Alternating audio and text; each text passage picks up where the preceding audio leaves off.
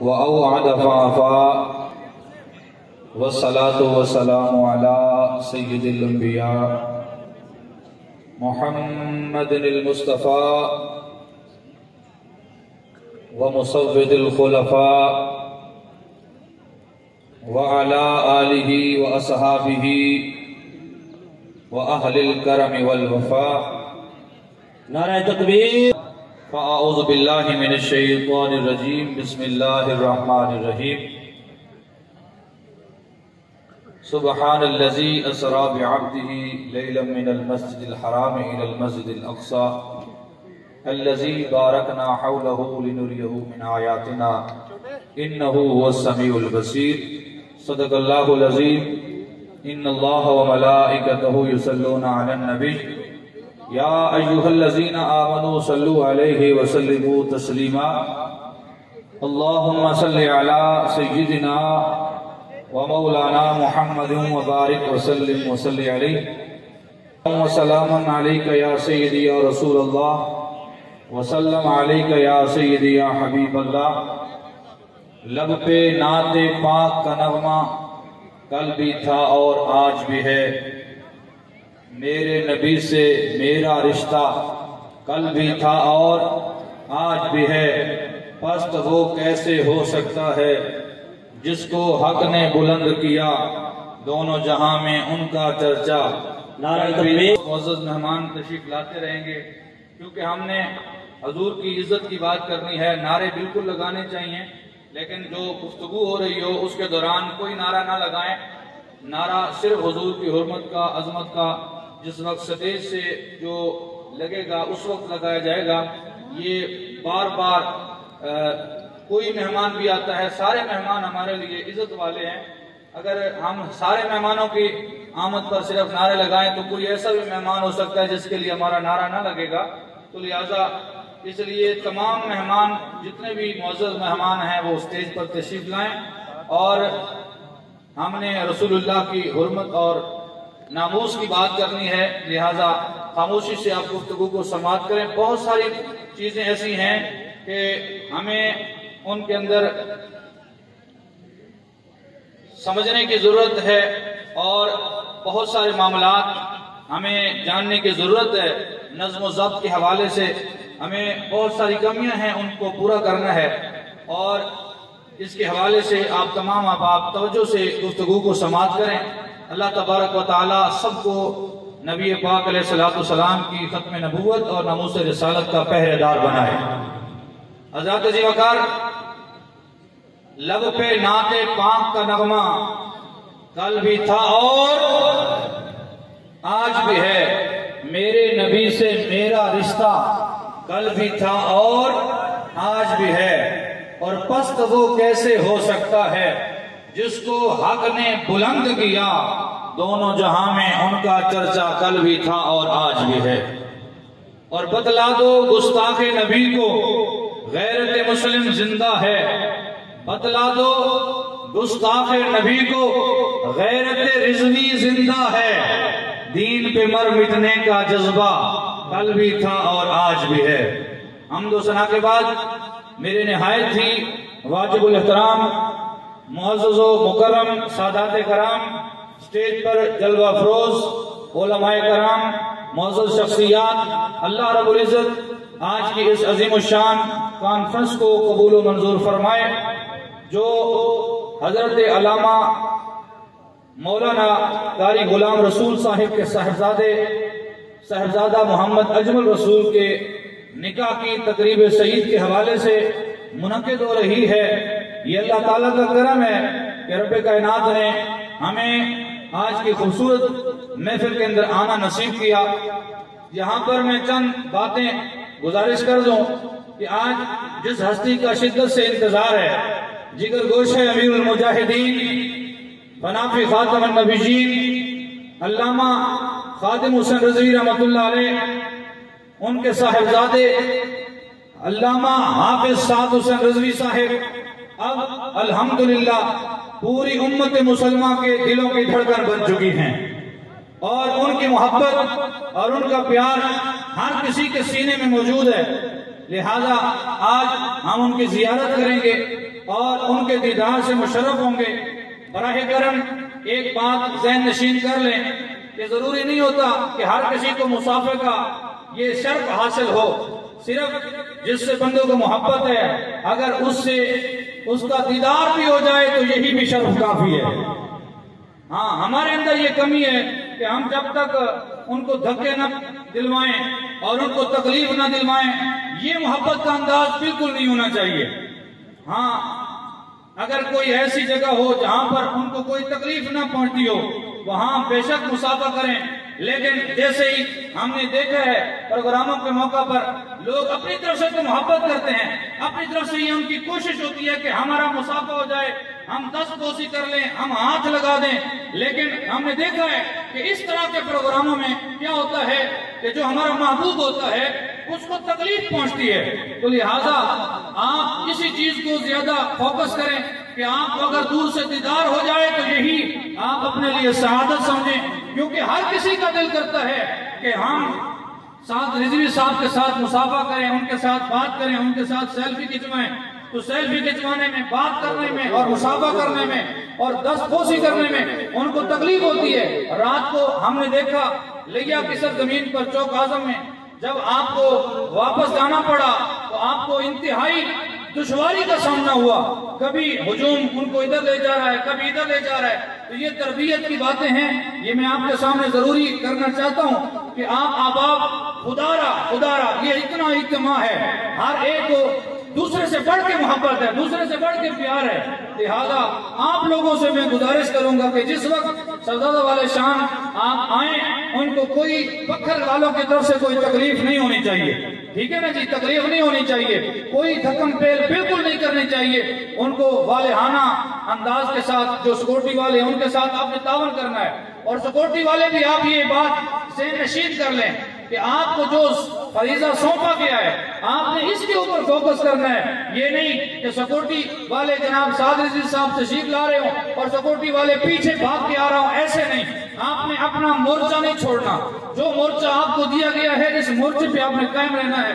یہ تربیت کی باتیں ضروری تھی، میں اس وجہ سے آپ سے پھر بھی عرض کروں گا کہ کوئی بندہ ایسا معاملہ نہ کرے کہ کسی کو دھکا دینے کی ضرورت پڑے، اور ہمارے امیر محترم قائد عظیمت علامہ حافظ سعد حسین رضوی صاحب کو کوئی تکلیف پہنچے وہ ہمیں گوارا نہیں ہوگی۔ تو اس لیے تمام محبت کرنے والے یہ بات میری ذہن نشین رکھیں گے، کوئی بندہ ایسا معاملہ نہ کرے کہ جس کے ساتھ ان کو تکلیف ہو۔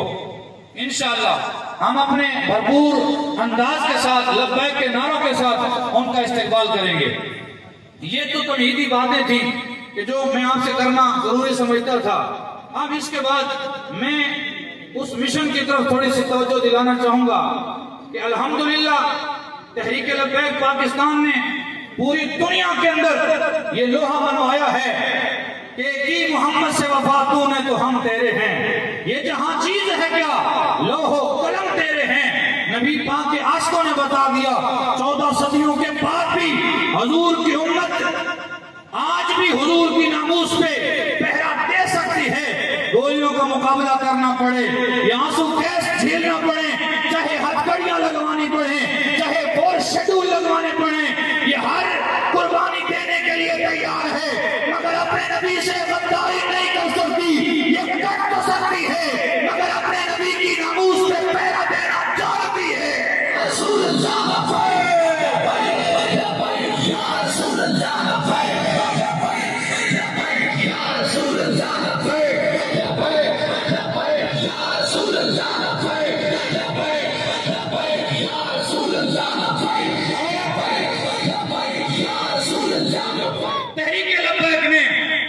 یہ راستہ کہاں سے سیکھا ہے؟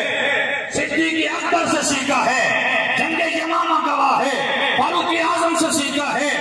آپ کا تلوار لہرانا اور کافروں کے سامنے سینہ سپر ہو کے کھڑا ہو جانا یہ ہماری تحریک لبیک کی نشانی ہے۔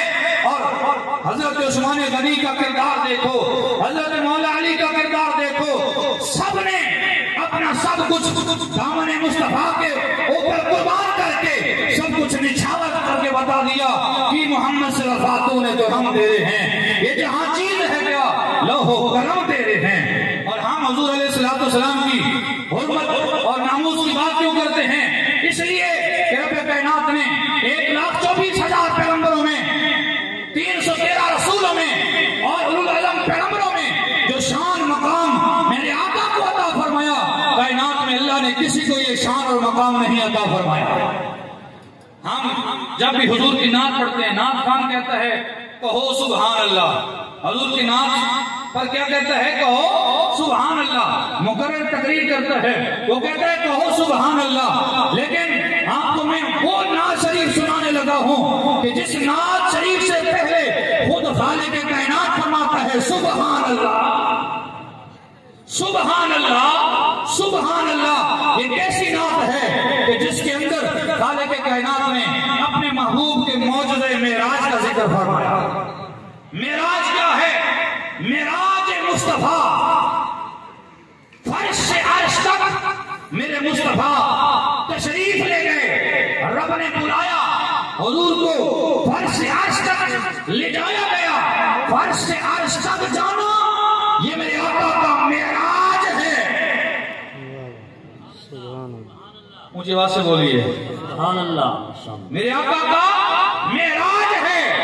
میرے آقا علیہ السلام فرش سے عرش تک گئے، یہ معراج ہے۔ اور پھر میرے آقا علیہ السلام ایک دفعہ رب کائنات کی بارگاہ سے عرش سے فرش تک آئے، حضور کا فرش سے عرش تک جانا یہ معراج ہے، اور عرش سے فرش تک آنا میلاد ہے۔ کتنے خوش قسمت ہو تم میلاد کو بھی مانتے ہو، معراج کو بھی مانتے ہو۔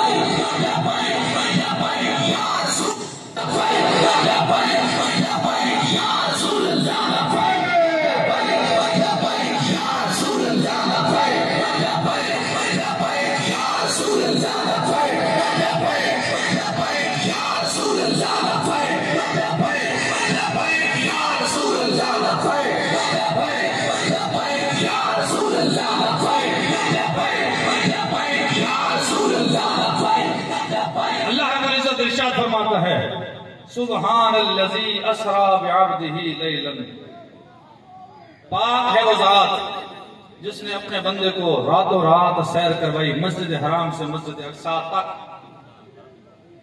میرے آقا کی حرمت، ناموس رسالت، جن کو اس ناموس رسالت اور ختم نبوت کے منصب کا علم ہے، وہی لوگ ختم نبوت اور ناموس رسالت پر پہرا دے سکتے ہیں۔ الحمدللہ اللہ تعالیٰ نے ہمیں جو مسلک و مذہب عطا کیا ہے، یہ شروع دن سے نبی کی عزت اور ناموس کا محافظ رہا ہے۔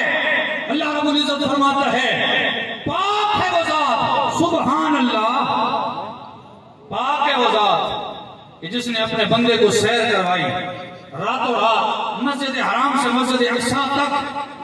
لوگ کہتے ہیں، بعض لوگ کہتے ہیں کہ یہ معراج حضور علیہ السلام کا خواب میں ہوا، یہ خواب میں معراج تھا۔ میں نے کہا خواب میں معراج ہوتا تو اتنا چرچا نہ ہوتا، کیونکہ خواب میں تو بندہ دور دور سے گھوم کے آ جاتا ہے، کہیں کہیں سے پھر کے آ جاتا ہے۔ خواب کے اندر کوئی لندن سے بھی ہو کے آ سکتا ہے، خواب کے اندر کوئی امریکہ سے بھی ہو کے آ سکتا ہے، خواب کے اندر کوئی مری سے بھی سیر کر کے آ سکتا ہے، اور کسی کو کوئی تکلیف نہیں ہوتی، سب مان لیتے ہیں اور کوئی انکار نہیں کرتا۔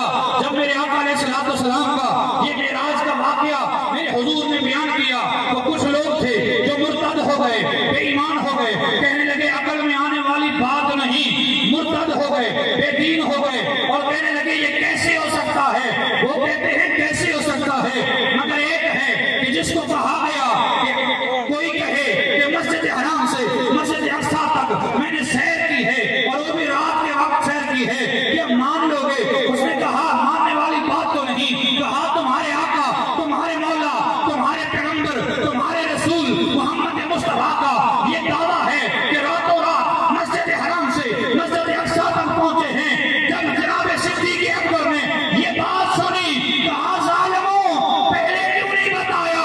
اگر یہ دعویٰ میرے مصطفیٰ کا ہے تو صدیق اکبر تصدیق کرتا ہے واقعی میرے مصطفیٰ گئے بھی ہیں، آئے بھی ہیں،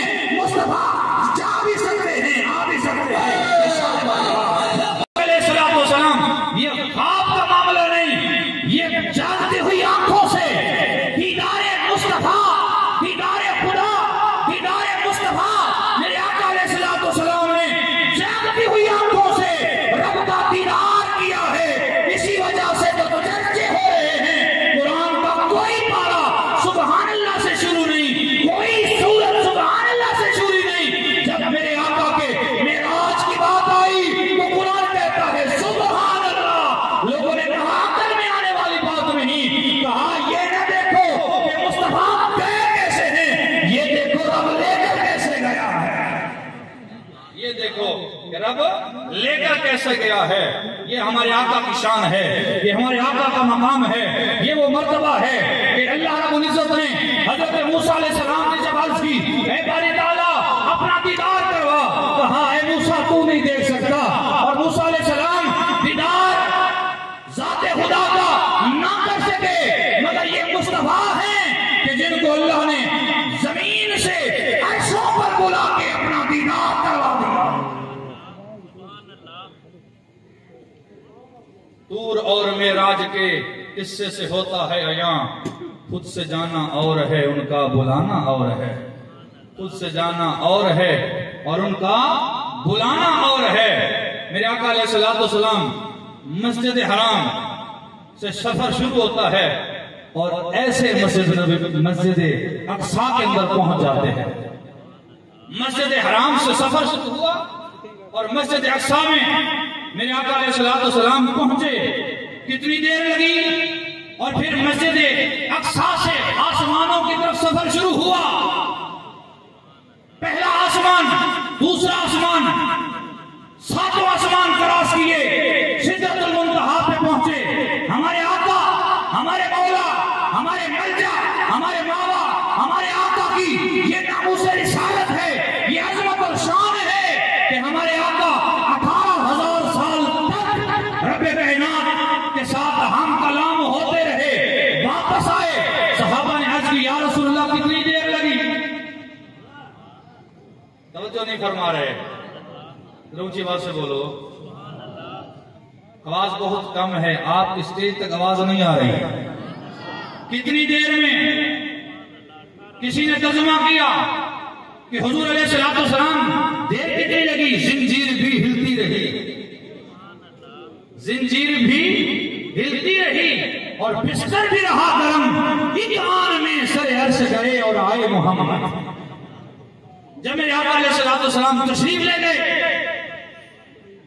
حضور جب چلے, جس وضو سے پانی سے وضو کیا تھا پانی سے, اور جس جگہ سے آقا گزرے تھے وہ زنجیر ہل رہی تھی, اور جس بستر سے اٹھے وہ بستر گرم تھا.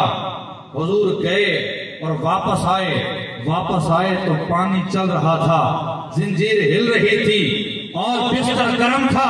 یہ 3 باتیں تو بڑی مشہور ہیں. ایک چوتھی بات میں عرض کر دوں. صحابہ کرام نے عرض کی یا رسول اللہ کتنی دیر لگی؟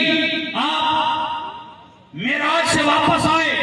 حضور فرماتے ہیں میں براق پہ سوار ہوا اور براق چل پڑا. ایک درخت کی ٹہنی نے سفر کے دوران میرے امامے کا بوسہ لیا اور میں 18,000 سال کا سفر طے کر کے واپس آیا تو میں نے دیکھا کہ وہ ٹہنی اس وقت بھی ہل رہی تھی. اور میرے آقا علیہ السلام کے غلاموں, رب کائنات نے حضور علیہ السلام کو اپنا دیدار عطا فرمایا. بعض لوگ کہتے ہیں کہ معراج کی رات حضور گئے تو ہیں لیکن وہاں جبرائیل کو دیکھ کر واپس آ گئے ہیں. میں نے کہا بڑے افسوس کی بات ہے کہ جبرائیل کو دیکھنے کے لیے یہ سفر کیا گیا, یہ کیسے ہو سکتا ہے؟ جبرائیل تو وہ ہے جو آقا کی بارگاہ میں آئے اور آقا فرمائیں اے جبرائیل بتاؤ میں کیسا لگتا ہوں. جبرائیل کہے یا رسول اللہ کائنات چھان ماری ہے, کائنات کا چپا چپا گھوما ہے, آپ جیسا سونا اور حسین و جمیل میں نے کائنات کے اندر دیکھا ہی نہیں. تو حضور جبرائیل کو دیکھنے کے لیے جائیں, یہ کیسے ہو سکتا ہے؟ اور پھر جبرائیل حضور کی بارگاہ میں آیا کتنی بار ہے؟ سنیے, جبرائیل حضور کی بارگاہ کے اندر 24,000 بار آیا ہے. کسی نبی کی بارگاہ میں 1 بار, کسی کی بارگاہ میں 2 بار, کسی کی بارگاہ میں 3 بار, کسی کی بارگاہ میں جناب 10 بار, 100 بار, 200 بار. لیکن ہمارے آقا کی یہ شان ہے, یہ مقام ہے کہ جبرائیل امین حضور علیہ السلام کی بارگاہ میں 24,000 بار تشریف لاتے ہیں. 24,000 بار. اگر یہ کہا جائے کہ جبرائیل قرآن کی آیتیں لے کر آئے تو قرآن کی آیتیں 6,666 ہیں یا 6,616 ہیں, تو معلوم ہوگا کہ اگر قرآن کے ہم ترتیب نزولی کو دیکھیں، کبھی ایک آیت اتری، کبھی 2 آیتیں اتری، کبھی 3، کبھی 5، اور کبھی پوری سورت ایک بار نازل ہوئی، اگر جبرائیل صرف اور صرف قرآن کی آیتیں لے کر اترا ہے تو اس کا مطلب تو یہ بنتا ہے کہ جبرائیل 2500 یا 3000 مرتبہ آتا تو قرآن مکمل ہو سکتا تھا، لیکن آپ دیکھیں کہ جبرائیل امین 24,000 بار حضور کی بارگاہ میں آئے۔ پتہ یہ چلتا ہے کہ حضور کی بارگاہ میں جبرائیل صرف قرآن لے کر نہیں آئے، بلکہ جلوہ مصطفیٰ کا دیدار کرنے کے لیے جبرائیل آتے رہے۔ اور یہ بات نہ کرو کہ حضور جبرائیل کو دیکھنے کے لیے گئے، حضور جبرائیل کو دیکھنے کے لیے نہیں گئے، جبرائیل تو سدرہ پہ رک گیا، آگے جانے والی ذات ہمارے آقا مولا کی تھی۔ حضور علیہ السلام کی شان، عظمت اور مقام، قربان جائیے، سفر معراج، حضور کی عظمت، حضور کی ناموس پر دلیل ہے، اور حضور کی ناموس پہ پہرا وہی دے سکتا ہے جو میں نے شروع میں کہا، جو میلاد کو بھی مانتا ہو، معراج کو بھی مانتا ہو۔ ان لوگوں کو کیا پتا جو معراج میں بھی اٹکل پچھو نکالتے ہیں، جو معراج کے اندر بھی اعتراض کرتے ہیں، میلاد کے اندر بھی اعتراض کرتے ہیں۔ پیر مہر علی شاہ صاحب رحمت اللہ علیہ، کہہ دو سبحان اللہ، ختم نبوت کا تاجدار، محافظ ختم نبوت مہر علی شاہ صاحب رحمت اللہ علیہ سے کسی نے پوچھا کہ بہت لوگوں نے تحریکیں بنائیں، تحریکیں چلائیں، لیکن جو اعزاز، جو مقام، جو شرف آپ کو ملا ہے وہ کسی اور جماعت کو کیوں نہیں ملا؟ تو پھر مہر علی شاہ صاحب نے فرمایا، تمہیں پتہ ہے کہ جو ختم نبوت کا کام کرتا ہے اس کی پشت پہ ہاتھ رسول اللہ کا ہوتا ہے۔ اونچی آواز سے بولو یار، اور اونچی آواز سے، اس کی پشت پہ ہاتھ رسول اللہ کا ہوتا ہے۔ اور مجھے یہ بتاؤ کہ جس کا عقیدہ درست نہیں، جس کی حضور سے وابستگیاں درست نہیں، جس کی عقیدتیں درست نہیں، اور جس کا نظریہ درست نہیں، وہ لوگ اس منصب کو کیسے پا سکتے ہیں کہ جبکہ رسول اللہ کا ہاتھ مبارک یدی اقدس پاک ہے، وہ پاکوں کی پشت پہ دعا سکتا ہے، ناپاک کی سعادت سے مستفید نہیں ہو سکتا۔ وہ پتہ چل گیا، میرے علی شاہ کا قول بتاتا ہے کہ جتنے علامہ خادم حسین رضوی کے دیوانے ہیں اور تحریک لبیک پاکستان کے اندر چلنے والے لوگ ہیں، ان کی پشت پہ ہاتھ رسول اللہ کا ہے، اور یہ پاک لوگ ہیں۔ رسول اللہ یا رسول اللہ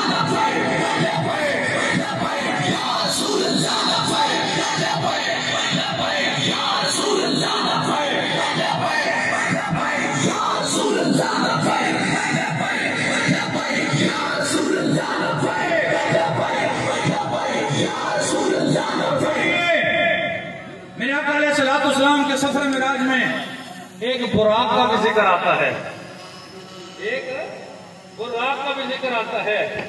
میں آج کے اس اجتماع سے یہی اپیل کروں گا،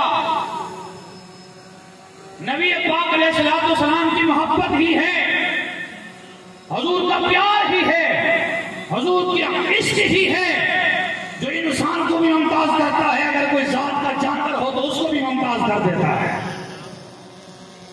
حضور کی محبت میں اگر کوئی انسان اپنی ذات کو قربان کرے، انسان باکمال، اور حضور کی محبت میں اگر ذات کا کوئی جانور ہو وہ بھی آ جائے تو وہ بھی کمال بن جاتا ہے۔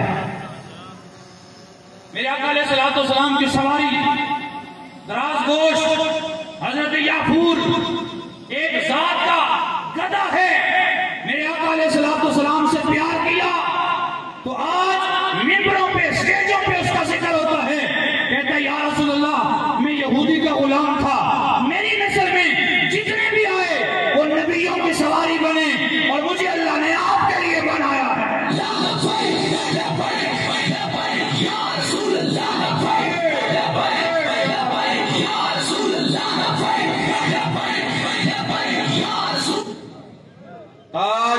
नारे ختم नबूवत।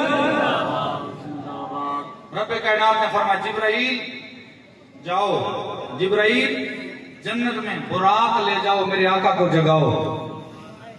हुजूर को जगाकर इस बुराक पे सवार करके मेरी बारगाह में ले आओ। हजरत जिब्राइल अमीन तशरीफ ले जाते हैं और जन्नत में जाकर देखते हैं बड़े कीमती, बड़े हसीन और जमील, बड़े खूबसूरत बुराक मौजूद हैं। हजरत जिब्राइल अमीन खूबसूरत और हसीन बुर्राकों को देखते हैं, पुष्ट पे हाथ रखते हैं और हजरत जिब्राइल अमीन आगे चलते जा रहे हैं। आप देखते हैं कि एक कोने में, एक कोने के अंदर एक बुराक है जो जात का इतना सोना नहीं, रंग का इतना प्यारा नहीं और कद काट का इतना बड़ा नहीं। वो रो रहा है, आंखों से आंसू जारी हैं। जिब्राइल अमीन जाकर उसकी पुष्ट पे हाथ रखते हैं। ए बुर्राक क्यों रोता है, क्या वजह है? वो बुर्राक कहता है मैं अपने नसीब को रोता हूँ, अपने मुकद्दर को रोता हूँ कि मेरा नसीब अगर अच्छा होता, मेरा मुकद्दर अगर अच्छा होता, मैं भी खूबसूरत होता, मैं भी हसीन और जमील होता, मेरा भी कद काट होता और मेरे अंदर भी कोई खूबसूरती होती। आज उम्मीदवारों की लाइन में खड़ा तो हो जाता कि इस पर ज़ात मुस्तफा ने सवार होना है। आज मैं रो इसलिए रहा हूँ, मेरा रंग इतना सोना नहीं, मेरा कद काट इतना सोना नहीं और मेरी जिसामत इतनी आला नहीं कि मुझ पर सवार हो हबीब खुदा। मैं रो इसलिए रहा हूँ, मैं तो लाइन में भी खड़ा नहीं हो सकता, मैं तो उम्मीदवारों के सामने भी नहीं आ सकता। परेशानी ये है, जिब्राइल ने पुष्प पे हाथ रखा, कहा मुस्तफा की बारगाह में वो कद काट नहीं देखा जाता, दिल देखा जाता। या रसूल अल्लाह, या रसूल अल्लाह, या रसूल अल्लाह,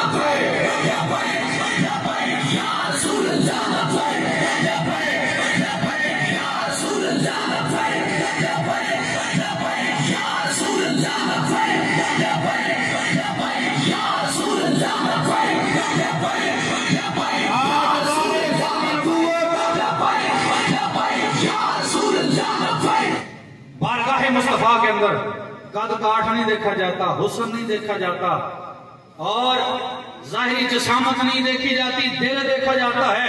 तू अगरचे कमजोर भी है, तू अगरचे नहीफ भी है, तेरा रंग इतना खूबसूरत नहीं, तू इतना जनाब कद काट का नहीं, लेकिन तेरे दिल के अंदर मोहब्बत मुस्तफा है, इश्क मुस्तफा है, हुजूर का प्यार है, ये तड़प है, ये चाहत है, ये चाशनी है। इसी वजह से तू ही वो खुश नसीब है जिसको हबीब खुदा की सवारी,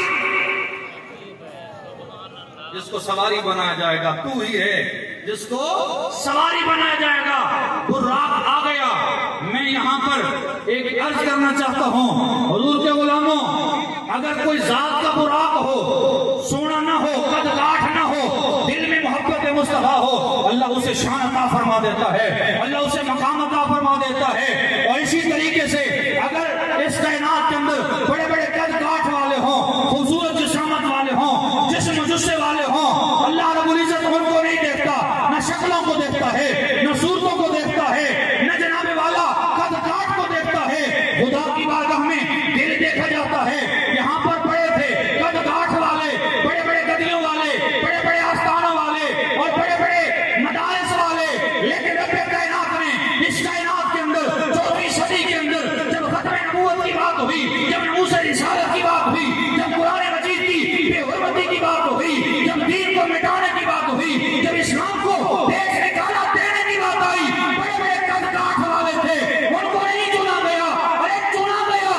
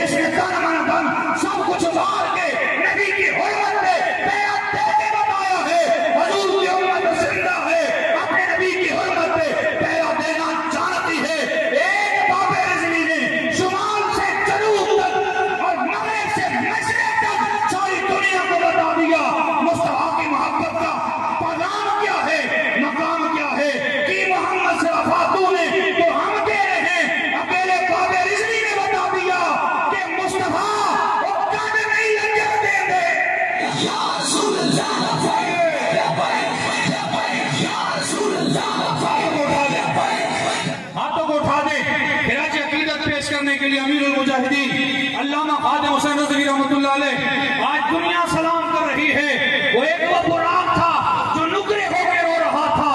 ایک بابا رضوی ہے کہ جس نے میرے آقا کی ختم نبوت پر ساری دنیا کو کھڑا کر دیا اور حضور کی حرمت پر حضور کی امت کو جو خود چل نہیں سکتا تھا اوروں کو چلنا سکھا دیا. اس لیے اس مرد قلندر کو اپنا قائد مانا ہے. ہم نے اس لیے امام مانا ہے.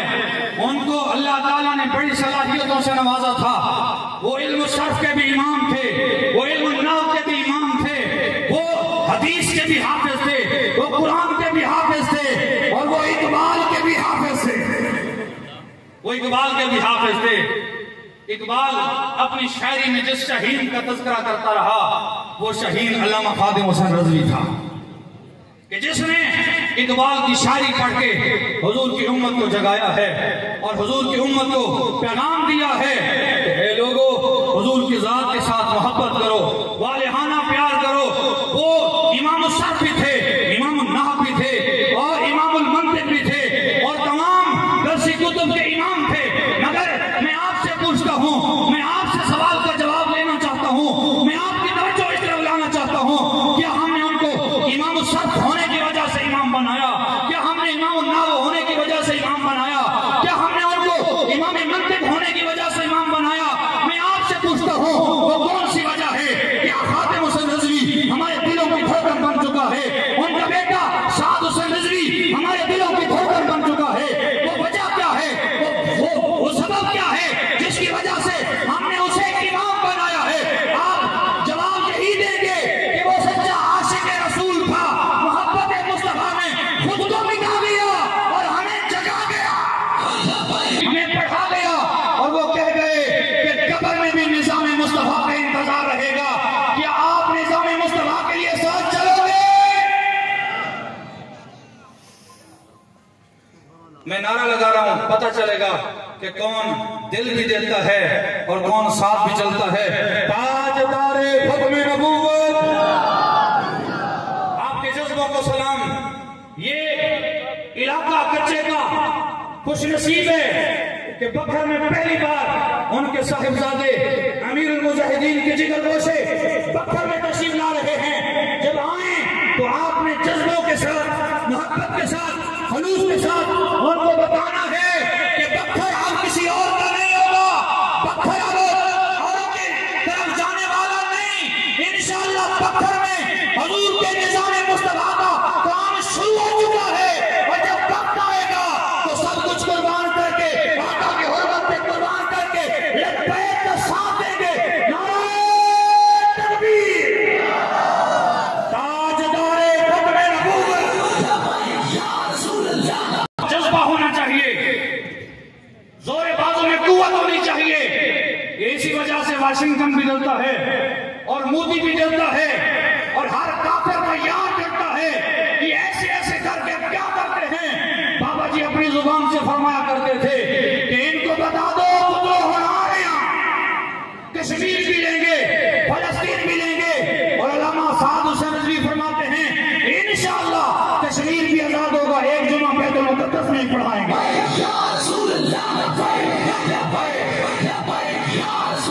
اب لبیک والے میدان میں نکل آئے ہیں. انشاءاللہ کسی ہندو کمینے کو مسلمان کی بیٹی کا حجاب کھینچنے کی اجازت نہیں دیں گے, ہم اس کے ہاتھ کھینچ دیں گے.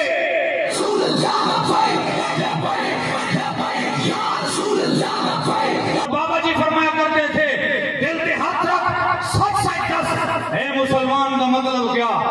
جس کے نبی نے سینے وچ وطراز ایمان کا مطلب کیا؟ وط ہندوستانی ٹھیکہ سے اتنے نقصان کا مطلب کیا؟ اور جتنے پاک نبی کی عزت نہیں اس پاکستان کا مطلب کیا؟ 75 سال سے انہوں نے لولی پاپ دیا قوم کو, بادشاہ اوریانی کے تحفے دیے, لیکن لبیک انشاءاللہ اب اس ملک پاکستان کے اندر نظام مصطفیٰ لا کے رہے گی, اور ہر قربانی دے کے اپنے نبی کے جھنڈے کو ہر جھنڈے سے بلند کر کے رہے گی.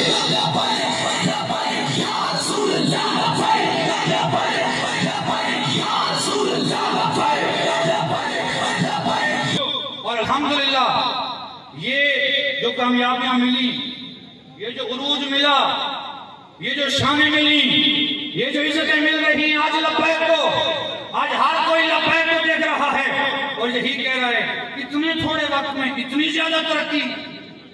مجھے وہاں سے بولو، اتنے تھوڑے وقت میں اتنی ترقی. میں نے کہا گل وچ ہو رہے، اور بابا جی فرماتے تھے گل وچ ہو رہے. وہ بات کیا تھی؟ وہ بات یہ تھی کہ دنیا والوں نے ہمیں روکنے کی کوشش کی، بڑے بڑے طوفان آئے، بڑے بڑے آندھیاں آئیں، لبیک والوں نے ہر آندھی کا، ہر طوفان کا خندق پیشانی سے مقابلہ کر کے کہا ستمگر ادھر آ. تو جو ستمگر ادھر آ، ہنر آزمائیں تو تیر آزما ہم جگر آزمائیں. ستمگر ادھر آ، ہنر آزمائیں تو تیر آزما ہم جگر آزمائیں. لبیک والے ایسے چل کے آگے نہیں آگے، انہوں نے طوفانوں سے مقابلہ کیا، انہوں نے آندھیوں کا مقابلہ کیا، آنسو گیس بھی برداشت کیے، شل بھی برداشت کیے، گولیاں بھی برداشت کی، اور 27 شہید دے کر نبی کی ختم نبوت میں پیرا دیا ہے. اگر تم دیتے تو پتہ چلتا.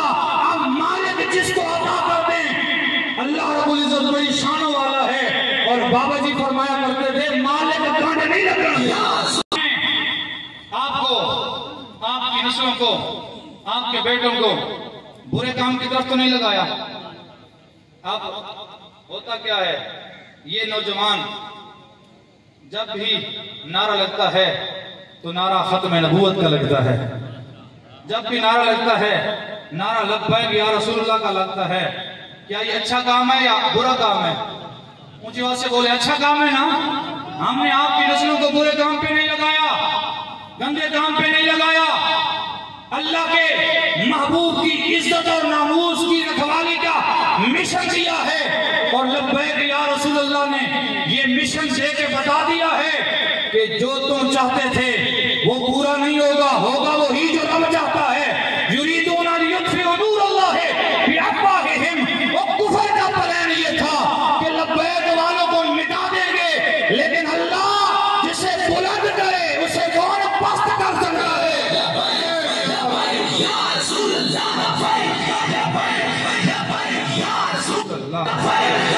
کم کر کے ذرا آپ کی آواز بھی آئے کہ آپ صرف ہاتھ لا رہے ہیں، یہ آواز بھی آ رہی ہے. لبیک لبیک لبیک یا رسول اللہ، لبیک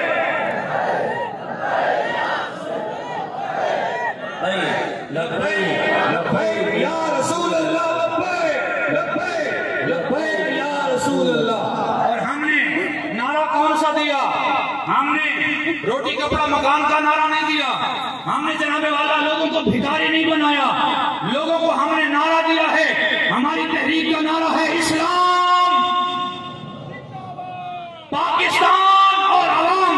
اور علامہ خادم حسین رضوی رحمۃ اللہ علیہ نے ہمیں یہ نعرہ پھر سے زندہ کر کے بتا دیا اور کہا کہ پاکستان کا مطلب یہ نہیں کہ جتھوں لبی کھا دیا. پاکستان کا مطلب کیا؟ یہ سیاسی کہتے ہیں کہ جتھوں لبی کھا دیا. پاکستان کا مطلب بابا خادم حسین رضوی نے ہمیں 75 سال کی پیچھے ہمیں فلم ریورس کر کے دکھایا کہ پاکستان بنتے وقت نعرہ کیا تھا. وہ پاکستان کا مطلب کیا؟ آواز نہیں آئی، اسٹیج تک آواز نہیں آئی. پاکستان کا مطلب کیا؟ یار یہ تقریباً 5-6 ہزار کا مجمع ہے، ابھی تک آواز سب کی مکمل نہیں آئی.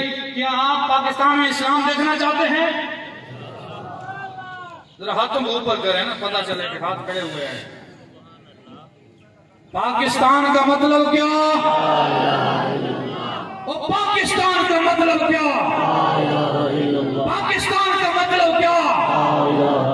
دستور ریاست کیا ہوگا؟ محمد الرسول اللہ.